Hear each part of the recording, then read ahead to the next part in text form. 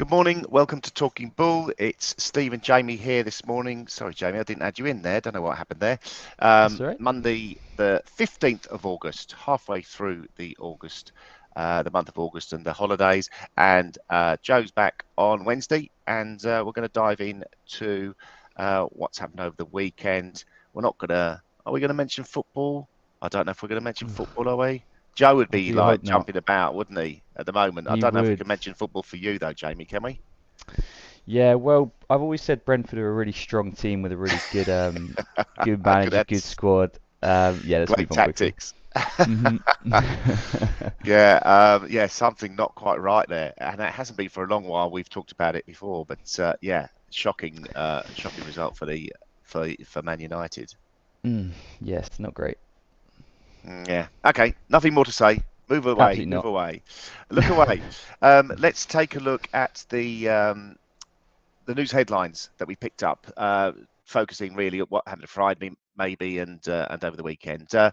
So we got the University of Michigan Consumer Confidence Index, and that strengthened to 55.1 for August from 51.5 the month before, and it was above consensus forecast of 52.5. So that's a positive thing to start with. Current conditions was notably weaker than expected, with a retreat to 55.5 from 58.1. Not so good, but this was offset by an increase in the expectations component to 54.9 from 47.3. So expectations are brighter. The one-year inflation expectations index declined to 5% from 5.2, but the five-year index edged to 3% from 2.9. US Treasuries dipped on Friday, although there was a recovery from the intraday lows, and yields edged lower on Monday as risk conditions were slightly less confident, with the 10-year yield below 2.85%. And the latest Chinese data was weaker than expected, with retail sales growth of 2.7% in the year to July from 3.1 previously, and below expectations of 5%. Industrial production growth was also held at 3.8 from 3.9% previously, and below expectations of 4.5%. There were also fresh reservations over the Chinese outlook, with lockdowns imposed, although they did not affect the most important commercial areas, apparently. Chinese central bank cut the one-year MLF loan rate to 2.75 from 2.85. Now, we're not talking about cuts at the moment. Apart from here, with the repo rate also cut slightly. Overall risk conditions were slightly less confident despite the Chinese rate cut, especially with the reservations over low trading volumes during August. CFTC data recorded a sharp decline in short sterling positions to around 34,500 contracts from over 56,000 the previous week, and the lowest short position for 5 months, limiting the potential scope for any further short covering. Okay, that's one way of looking at it. Well, we'll come across the sterling shortly when we cover FX. But what I'll do is I'll jump into Bitcoin. This is where we normally start, and we talk about how Bitcoin currently continues to sort of have this corrective formation. Actually, looking at that, maybe more of a triangle formation as well, forming an upward sloping one, but we'll take a look. This is a weekly chart on cryptocurrency. We can see we bounced off the supportive area between 17,500 and 20,000, and yeah, looking pretty positive on a short-term basis. Still have this major resistance above between 29,000 and 32,500. So we've still got potential for maybe a retest of there. On the daily chart, we've got some other corrected or trend lines, horizontal trend lines to consider. Really, price action dipped on the 12th of May, formed a low at 25,387. We stalled in front of that today, and we've reversed quite sharply, really. We've seen a bit of quite a nice turnaround on a daily basis. And for me, it's worth noting, although we're making these higher highs, we are the candles are telling us it's really struggling up here. We're getting these shooting star candles.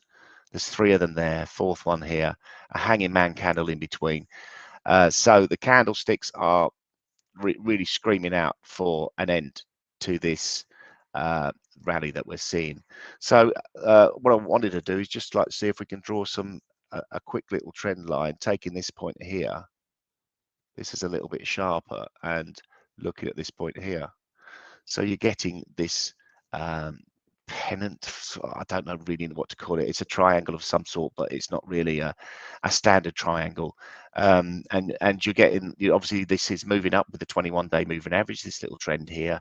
But yeah, if we start to break lower with any significant momentum, this could quickly, these gains that we've seen over the last few weeks could quickly evaporate. So yeah, be careful with cryptocurrencies. Resistance coming in, as we say, around about the 25,400 level. Support coming in 23,600, and the 21-day moving average at 23,250. Let's take a look at gold. And gold pushed again, tried to sort of like get back up to above that $1,800 level. 1808 is the most recent swing high. We pushed higher on Friday, got up to 1802, so we're hanging about this psychological level of resistance. We've got this nice little downtrend that seems to be capping the gains at the moment. Did manage to push through and close above it on Friday, but giving up those gains already today, and we're looking at the support now coming into the scope at 1784. A break below there, again, we might get some bearish momentum building up on the downside, so watch out for that. You may get dip buyers buying in front of that. The 21-day moving average is way lower at 1757. Nice and supportive, nice little bounce, but we are in this overall downtrend channel still, and the short-term market is reacting higher from this major support we had around about the 1684 level. You can see how significant that's been in the past. Let's take a little look at silver. Silver's performing as well as gold at the moment. Resistance now coming in at 2087.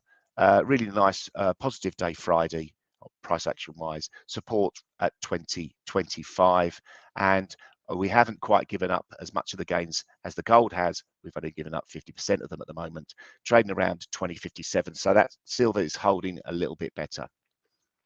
Copper, we haven't looked at copper for a while, but that's formed a nice little evening doji star formation. That's made up of 3 candles, a positive candle, the stalling candle or the indecisive candle, which could be a shooting star, could be a doji, could be just like an inside harami, and then the follow through negative price action the following day. That is the 3-star formation. I'm talking about an evening doji star formation, very similar to that sort of price action. So yeah, that's looking negative for copper on the day. Crude oil, this had a really decent rally on Thursday, and most of the gains were given up on the Friday. And today we've seen that follow through price action to the downside. 21-day moving average has really sort of like shone brightly in terms of capping this sort of like the attempted gains we're seeing in oil. Price is now down to 90.50 on WTI crude oil.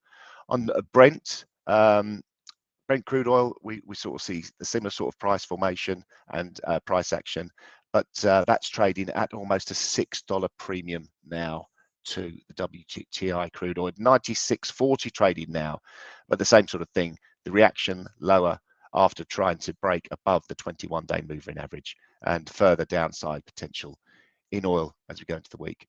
Natural gas, that's still looking pretty positive, sitting nicely above the 21-day moving average. Reaction higher, nice.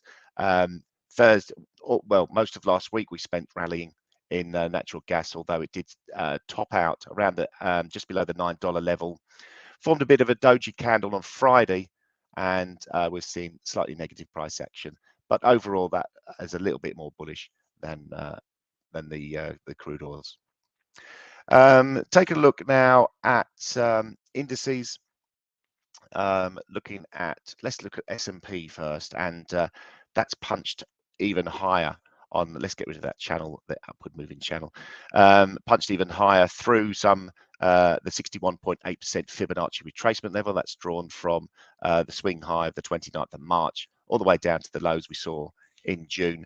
And yeah, really sort of positive price action over the Wednesday, Thursday, Friday of last week. Looked like we were stalling on the Thursday, but we got sucked in, didn't we? And it was a real sort of like punch higher through the previous day's high and the 61.8% fib, and really nothing really slowing that down at the moment. The momentum is quite steep. The ranges are sort of like slowing down. There's a little bit of bearish divergence in the air, but nothing really of note. Nasdaq, similar sort of price action, still pushing towards that 61.8% fib. Hasn't quite got there yet. That comes in at 13,650. So the positivity on the US stocks is still there. Maybe we're getting a little bit of a sort of like a bit more of an exponential rally, so you have to be careful with that. Watch out for that. And it's still that there's still that channel there, so that forms its own triangle anyway. So yeah, just keep an eye on any sort of like breaks. A break below the 13,000 level would be significant, but we're trading nicely and healthily above there at the moment, and still further upside from a technical perspective currently. Dow Jones, again, similar to S&P, through the 61.8, and looking at the, let me just redraw that for you. I'll take it from the start of the year high, the 18th of Jan. So from the sort of like sell-off we've seen over the year, we haven't quite had a 61.8% fib. We're through a 50% fib, but still a little way to go before we get to that 61.8, 34,163, currently trading at 33,660. So it's only 500 points. It's a mere day and a half's price action as far as the average true range is concerned, and that would be a significant test. We can see historically around about the April time we couldn't manage to get anywhere, well, couldn't manage to get above that level, and previous to that, that was a support level formed by the 12th of April low. So yeah, looks like we're really pushing towards a serious test now of bearish resolve. And yeah, be interesting to see what sort of result we'll get out of this week's price action on there. DAX is above the 61.8. That's taking it from the June. Let's take it, go back all the way to March and see where we're still short of that. And if we go to the really significant one, although we've had this dip down in between, so I wouldn't really be sort of like basing it on that level. Yeah, so it's pretty, again, same sort of price action Friday, very, very strong rally. We filled this gap that we had on the 10th to 13th of June. And next real resistance that we could look across is above, well, psychologically it'll be around about the 14,000 level, but 14,250 to 14,300 should offer the best resistance there. Down to, let's take a look at dollar index now. We can see the nice little rally we've had in dollar index, that's strengthening, and looking on the front foot this morning as well. 105.90 trading, 21-day moving average coming in at 106.30.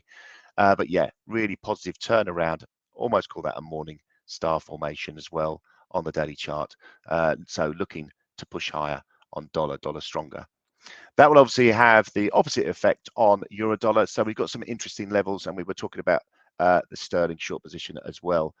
So looking at euro dollar first, we've seen this pullback from the high that we got around about 103.70. Significant downside on Friday as dollar strengthened, and we're just about to test the 21-day moving average and this upward trending support line that comes in at 102.18. So watch that level just above the 102 level. That will be a really interesting battle today. Sterling dollar, similar sort of price action to euro dollar, obviously, and we've got this really messy looking head and shoulders formation, or inverse head and shoulders formation, should I say. 21-day moving average, we're right bang on it now, so significant support here. Also from this right shoulder, the 120 level, that again is a significant psychological level, and one to watch today. But yeah, on the back foot at the moment in cable. Dollar yen looking stronger.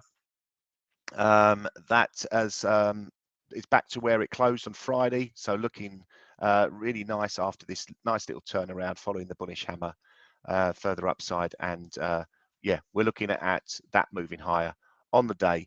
Resistance coming in around about the 135 level. Again, another psychological level to watch as we break through the day. So pretty much covered on there. Jamie, is there anything you want me to sort of like just focus on or highlight on from feedback, or dive into the stocks? You did just checking. So we've had someone ask if we check out the SP 500. I think you had a look at that, didn't you? And Yeah. the dollar index. I'm not sure if you did. I might have missed that. Yeah, Um, yeah. I obviously bored you senseless with that and everyone else, but yeah, this dollar index looking pretty positive. Really nice bounce off the 104.65 level. Resistance coming in at 106.25, and above that, the more significant resistance for me would be a range between 106.95 and 107.38. So on the positive march this morning, looking pretty decent, and yeah, feels like dollar strength could be trying to work its way back into the market. Great, thank you for that. I think that was pretty much it Yep. from the chat side. Shall I dive into some stocks? Yeah, please. Yep. All right, let me add it to the screen. So we're starting off with our biggest gainer and loser of the day. Our biggest gainer of the day is this. We're looking at VEEE, Twin V Power Cats, quite like that. Up 77% on the day, and I think this is off earnings. There you go, Power Cats. That's a great name. Surged more than 60% after the company reported a 158% increase in sales in Q2. So that was what spurred that really nice move. Just before we came up and traded at this resistance level, and then we bust right through it on the earnings report. So a really nice move up there. If anyone was involved in that, it's quite a small stock actually, only trading it on average before that move 30,000 shares, but trading at 70 million on that earnings. So yeah, really punched up a lot higher. Flip side of that, we're looking at Law LAW or CS Disco, down 53%. It looks like this when earnings reports go the other way. Let's take a little look at this. Shares sinking as much as 56% to a record low after Q2 results trading Wall Street expectations, and the legal services firm also guiding Q3 and FY22 revenue below analyst estimates. So yeah, pretty nasty sell-off, down 50% there. One thing I noticed on this chart that I found quite interesting, something we talk about, is the volume. If you look at this bottom right bit here, we saw a bit of a rally upwards, but we've been in this downtrend for a while, and the rally had no real volume or conviction behind it, which is potentially what we've been seeing in the some of the bigger names. Haven't had that drop off that we've been talking about. And I won't get too much into it again because it's a bit. We don't want to be all doom and gloom, but being the opposite of doom and gloom, I'm not sure what that is. It's like happy, and there's no word that rhymes with happy, I'm convinced. I'll have to think about it. But here we go. So the weekly performance of the S&P, you can see it was a really, really strong week overall. Apple up 5%, Google up 4.5%, Microsoft up 4.5%. Tesla was the only one that really didn't, I mean, and Nvidia, but I think these had pretty big earnings moves the week before, so a bit of consolidation for those two. I think actually Nvidia had a bad earnings report and it was down, but Tesla was certainly up. But across the board, you can see a lot of dark green, which shows us that the stock was up 3% or more. So yeah, a really nice week overall. If we look at Friday's performance specifically, Tesla was up almost 5% on Friday, so was Nvidia. So that kind of leveled off their weeks. It seems like they sold off a bit during the week. But just a sea of green again, and this has been the story of the last 3 or 4 weeks really. So yeah, some nice moves upwards, but certainly be careful. Be careful. There's danger in the market. I still feel it.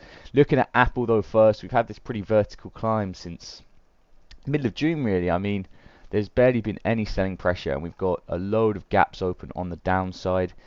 And to me, my screens look a bit weird. The volume's a strange color, but we keep moving. But yeah, looking at the volume, we are still not seeing that volume in the market on this rally. We've talked about this before, but just referencing it again, since we've had this rebound off the lows, the volume is just not there at all compared to what it has been. And if we look at this on a weekly chart, it tells the story a little bit better for me, because you can see all the volume that's above that 20 period average is red volume, so a down week, or the closing below the week's open. I think it's actually closing below the prior week's close. And the last, how many weeks is it? 1, 2, 3, 4, 5, 6 weeks have all closed above the prior week's close, but the volume is not supporting it at the moment. So certainly something to be careful of. Keep an eye on that as we go forward.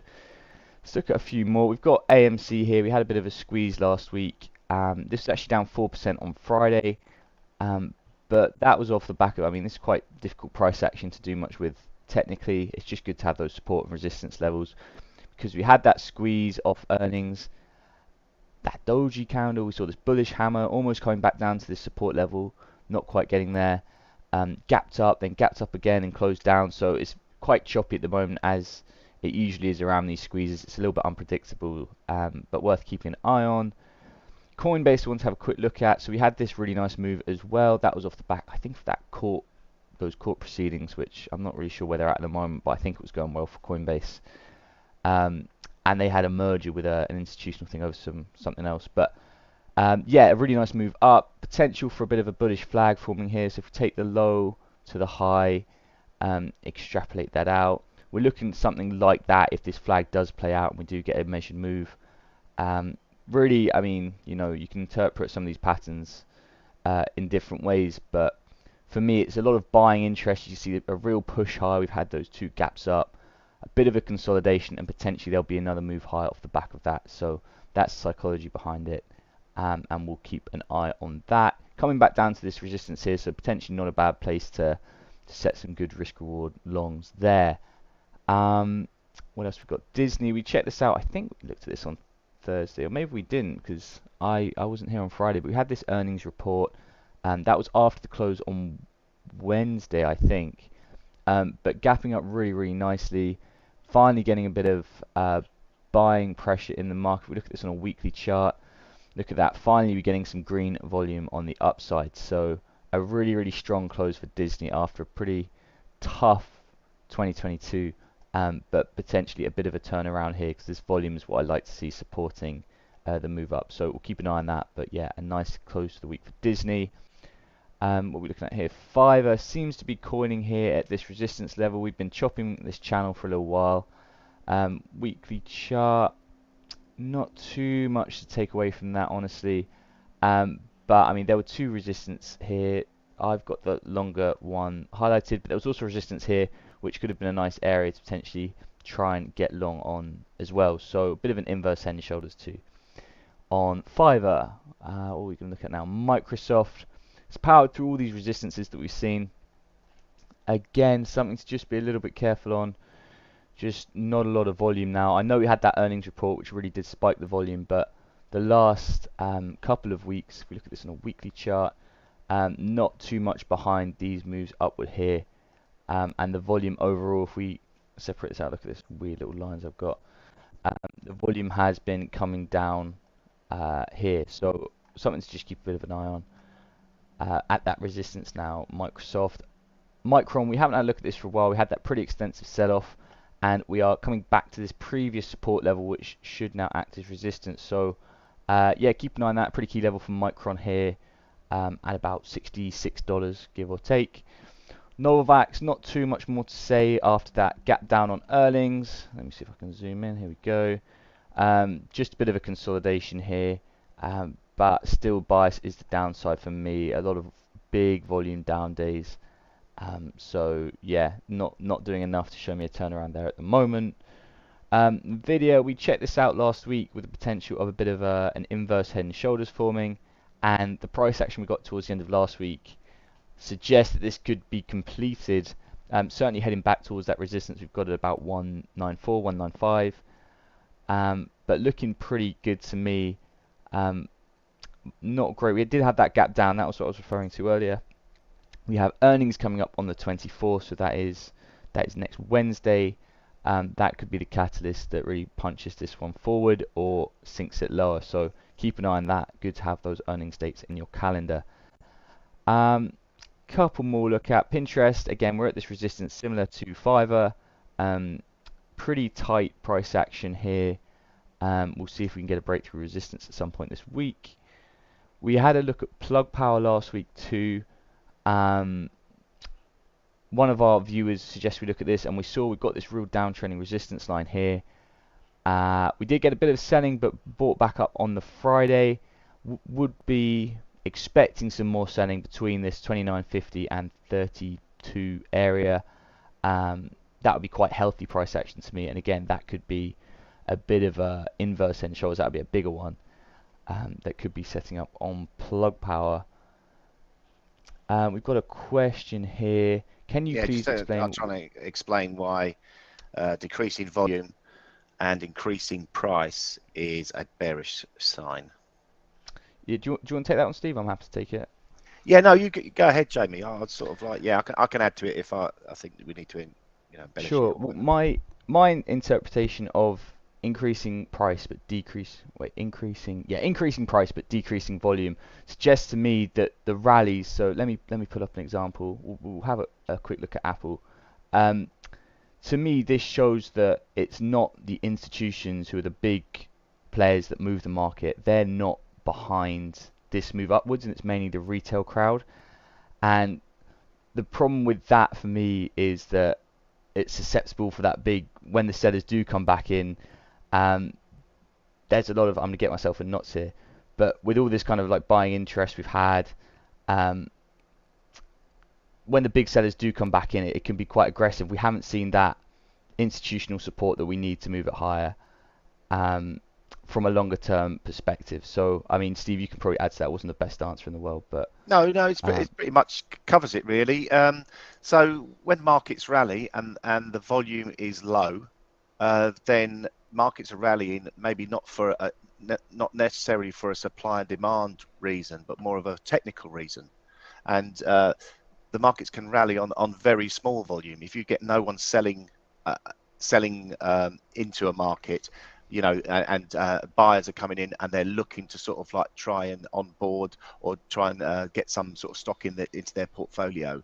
The volume might be very light, but it could push the price exponentially higher. So the real, when that happens over time and you see price moving higher and volumes moving lower, it's like a bearish divergence. There's a divergence between the sort of like price moving and the volume dropping. So it doesn't take much for that to sort of like collapse in a heap very quickly. If a small volume rally, then as soon as any sort of like seller of note comes in, it'll be very easy to sort of like revert right back to where the rally started. So I mean, volumes, you can sort of like take them as an indicator, but it's very, very difficult to sort of like note who bought, who sold. When you see institutional buyers come in, normally the volumes are pretty high, and over time. But they have a lot cleverer ways of doing things. They can sort of like do options and things like that, and you wouldn't see options in this volume. So sometimes it can be a bit of a distraction volume, but it's always worth noting it. Hope that explains. You could spend a half hour talking about it and going through it. Unfortunately, we haven't got that much time today. So thanks, Steve. I think we can jump into maybe the gun to head trade idea that we normally do. So what we do at this point of the show is myself and Jamie will pick a trade idea live on the stream, and we will enter that trade idea, either selling it or buying it, having a stop and a target, with at least a 2-to-1 risk reward ratio, and that trade idea will either be closed when it hits the stop or target or at 9 p.m. UK time today. So we do this on a daily basis, and we publish these ideas on our channel so that we show we have a track record or a performance record of what we've called. It's just a bit of fun, this. By all means, just it's a way of understanding what we can look at from a technical perspective on a short-term basis and try and apply a trade idea to that technical know-how. So I hope that explained that as well. That sounded a little bit drivelly to a certain extent. But let me see where we are on charts. Let's see what we did. I was on my own on Friday. So ideas, Steve selling Bitcoin. That probably didn't work out too well. Was this August the 12th? Yeah. Oh no, actually, I ended up offside on it, but and the market obviously at 9 o'clock I was offside. I wasn't stopped out. If I hadn't got out at 9 o'clock, I would have been stopped out. Market rallied higher, but you can see the price action that's gone on after this. We're posting these higher highs, but also we've turned a bit messy now over the last few hours, and the last hour especially. We've seen this quite a dramatic sell-off on Bitcoin. So that was what we've done. These are our gun-to-head trade ideas that you can scroll through, have a look at them. We've got a performance on them. Joe will be back on Wednesday, and he'll be able to share what that performance is like. Has that given you some time to take a look, Jamie, and come up with a fantastic trade idea? I'm not sure about fantastic, but I do have a trade idea. It's a little bit. Let me bring up my chart. This is a weird one. I mean, this gun to head, as we always stress, is a bit of fun. So don't take the ideas too seriously. We're selling them at what we think are sort of technical levels and putting some good risk reward.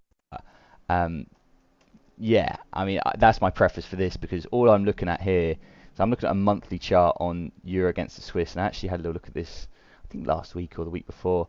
But we're right back at this 2015 low. I think the lowest all-time price we're at now on the Euro against the Swiss, and just hoping for a bit of buying support here. It looks like, if we look at an hourly chart, we've got to scroll all the way back in. The buyers are trying to step in, but obviously we've been in this pretty extended downtrend for a while, so this is highly speculative. I'm just hoping this moves a bit up before 9 o'clock today. It's nothing too crazy, but we are at that long-term support level. So yeah, just hoping we get a bit of a bounce here today. We have had this aggressive sell-off, so maybe we get a bit of buying pressure to start the week, and that's what I'm hoping for. So we are going to look to buy this at current price, which is 96.57. There we go, 96.57. We'll take our profit level. Where should we take this? I think there's a lot of support here, could turn to resistance. We'll aim around this level, nothing too scientific. We'll take profit at 97. Actually, let's take it just short of that. Let's take it at 96.9. Nice.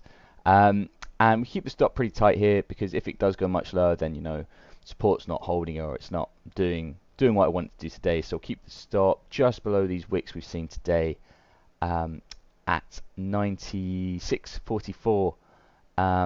So that gives us a 3.23 risk reward.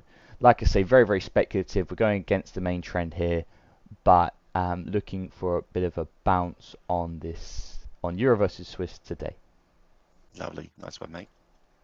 Thank you. I'm going to take a look at Brent crude oil. Don't know why Brent should have WTI. Price is higher, so it seems like I'll get more value out of it for some unknown reason. Complete nonsense. So anyway, let's look at this on the daily chart. We've rejected a move above the 21-day moving average. So after the rally of last week, I would consider that a little bit negative. On the 4-hour chart, I like the Ichimoku cloud, one of my favorite indicators, and price action was capped by the top of the cloud. There's large resistance you can see in the large red cloud we've got here, and price action moving lower, and that has led obviously to the 1-hour chart, which is where I published the trade idea. And we can see that almost, if you squint really hard, you can see the sort of like almost the a little bit of a head and shoulders formation. Again, squinting really hard. Not a very clean one, not a very clever one, but we have broken down below the support levels of this neckline. So I would say the last hour has given us some negative price action also. So let's jump on that and get a short trade going on at market 95.84. we'll target a move all the way down, back down to the lows, 92.13, and we can tighten the stop up to, let's tighten that up to, oh, what was I doing there? Let's get that, yeah, so well, let's tighten the stop up to, I like to have 100 pip stop in, at least $1 stop in oil, because it is a volatile contract. So that takes us above the couple of last few hours of price action. So that's my trade idea, selling Brent crude oil at 95.83. The stop is at 96.83. The target is at 92.21. Gives us a 3.62 to 1 risk reward. So nice little risk reward trade, a little bit of fun selling Brent crude oil. I'll get that published as soon as I can. Anything else, Jamie? No, all good, all good. Excellent. Day ahead, we've got to 1:30 US New York Empire Manufacturing Survey, and overnight we've got the Reserve Bank of Australia minutes. So watch out for that. Key events this week. On the 17th, we've got UK consumer prices, US retail sales, and US Federal Reserve minutes. And on the 18th, the Australia employment report. So that's it. That's a wrap for today. Thanks for joining us. Hope you found it informative. Hope it's helped. Good luck with trading today, and we'll see you tomorrow. Thanks, everyone. Cheers.